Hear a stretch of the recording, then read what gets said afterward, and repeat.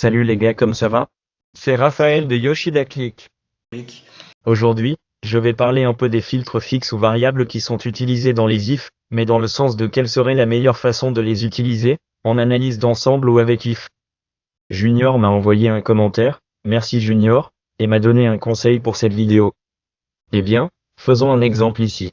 Ici, à Vultorditano, j'ai des champs ici pour l'année, le pays, ce sont des bons de commande, des bons de commande. Je rendrai cette base de données disponible en téléchargement sur le site web. C'est un fichier CSV. Eh bien, qu'avons-nous ici? Dans ce KPI de facturation, j'ai la somme de la facturation, la lourdeur totale. Et si je veux faire des filtres dessus directement ici dans le calcul, comment vais-je faire? Nous verrons ce que chaque champ a. D'abord, je vais apporter ici l'année. Généralement, l'année a des informations plus simples, pour donner un exemple. Nous avons l'année de 2010 à 2017. Nous avons aussi le pays, la région. Apportons ici la région. Apportons aussi du country. J'y jetterai un œil. Où est le pays? Ici, country. Cool. Ouais, je pense que c'est bon. Voyons comment nous pouvons créer un filtre ici. Par exemple, un filtre d'année. Supposons que vous vouliez prendre 2 ans, une année 2011 et une année 2013. Dans ce cas ici, nous allons filtrer les années 2011 et 2013. C'est plus simple à mon avis. C'est ma façon d'écrire le code. Je pense qu'il est plus facile d'utiliser l'analyse en fait, pour obtenir l'année 2011 ou 2013, car les valeurs fixes ont tendance à être traitées plus rapidement dans l'analyse d'ensemble et leur écriture est également un peu plus petite. Par exemple, l'année pour nous mettre les valeurs de 2011 à 2013 on ferait comme ça. Ouvert à Chavez, Chevreau, l'année champ on mettra ici 2011, 2013. 11,2013. 2011,2013. Autrement dit, je veux des informations uniquement pour 2011 et 2013. Je vais appliquer 33 milliards ici. Si je voulais le faire avec if, à quoi cela ressemblerait-il? Laissez-moi obtenir la forme ici avec cette analyse. Je vais la mettre avec si vous pouvez voir la différence. Je vais coller le code ci-dessous, juste pour que vous puissiez voir la différence de l'un à l'autre. Eh bien, voici les 7 analysés avec si. À quoi ressemblerait la somme de mon total? Je vais mettre le si ici. À l'intérieur du si, je vais mettre la condition un égale 2011 ou un égale 2013. Étant dans ces conditions, je veux que vous m'apportiez le total. Le code ressemblerait à ceci.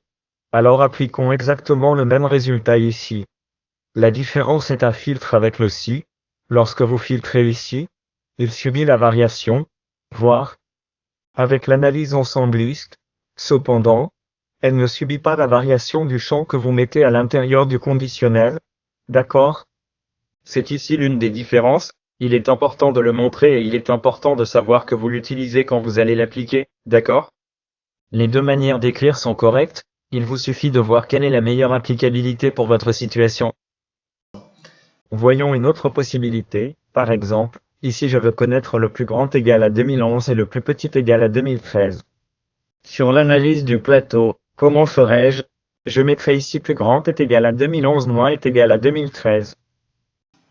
Vous devez mettre entre les postes doubles une année supérieure à 2011 et une année comme 2013. Voyons comment cela se révélera être 52,95 milliards. Je vais copier le formulaire ici pour le laisser ci-dessous afin que vous puissiez voir à quoi il ressemblera dans le si et ici dans le si nous devons mettre une année supérieure à 2011 et non. Maintenant ce n'est pas plus ou, c'est au moins que 2013 supérieur à 2011 et moins que 2013 parce que je veux obtenir cet intervalle. Je ne veux pas obtenir un résultat ou un autre, n'est-ce pas? Alors on vient ici, appliquer OK. Ainsi vous pouvez voir le même résultat final.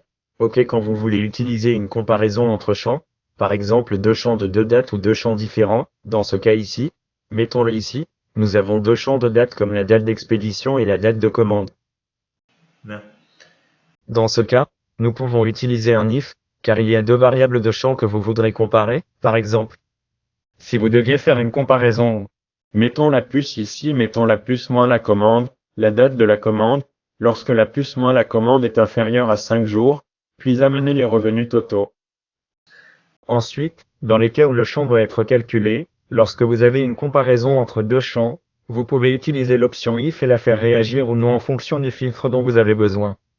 Si vous voulez bloquer les filtres, vous venez ici dans votre fonction d'agrégation, dans votre fonction de métrique, et vous bloquez peut-être les filtres de cette façon. Donc, Peut-être mettre un nom ici comme set analysis pour le verrouillage du filtre. Ensuite, aucun filtre que vous créez sur le panneau n'affectera ce nombre. Il est complètement bloqué, tu vois? non. C'était totalement nouveau, non? C'est la différence entre les filtres fixes et variables que je voulais vous démontrer, la partie sur comment bloquer chacun des champs ou comment considérer chacun des champs que j'ai parcourus dans les vidéos précédentes. Si vous avez besoin de commenter là-bas, je peux laisser une carte ici dans la vidéo. Tá bom? C'était le conseil du jour les gars, j'espère que cela vous a aidé à mieux comprendre cette partie de la sélection de cette analyse ou if, d'accord? Si vous avez besoin d'un critère supplémentaire, je passerai un autre critère supplémentaire ici. Eh bien, si vous avez besoin d'un champ de plus ici, par exemple, je ne veux que la région Asie. Faisons-le ici dans le si aussi. Como fazer isso? Celui-ci je vais continuer avec l'année. Je ne veux que de la région Asie. Alors, comment puis-je faire? Je vais mettre une fois de plus ici. Laissez-moi vous donner une meilleure identité. Mettez ici à la fin. Que vais-je vouloir cette condition? Je veux que ma région ressemble à l'Asie, d'accord? Ainsi, en plaçant plusieurs bouts ou plusieurs comparaisons, votre si sera allongé et vous pourrez aussi placer un si à l'intérieur de l'autre pour remplir ces conditions. Voyons ici dans cette analysis à quoi cela ressemblerait avec deux champs. Aqui, Ici j'ai le champ 1. Dans cette analysis je mettrai la virgule, égale, ouvrir et fermer les accolades, brûlure d'estomac. Je pense que c'est plus simple. Lorsque la valeur est fixe, je pense qu'il est plus simple d'utiliser l'analyse d'ensemble. Lorsque la valeur est variable, ou qu'il y a des comparaisons de champs, ou qu'il y a des calculs entre les deux, où elle ne renverra pas une valeur fixe, mais une valeur qui varie en fonction des lignes que vous passez, alors oui, cela vaut la peine d'utiliser le if, c'est bon? Eh bien, c'est tout, c'était le pourboire. J'espère que je n'ai pas laissé la vidéo trop longtemps là. Un grand merci à ceux qui regardent et suivent la chaîne. J'apprécie vraiment cela. Toutes les questions, laissez-les simplement dans les commentaires. Succès à tous et à la prochaine.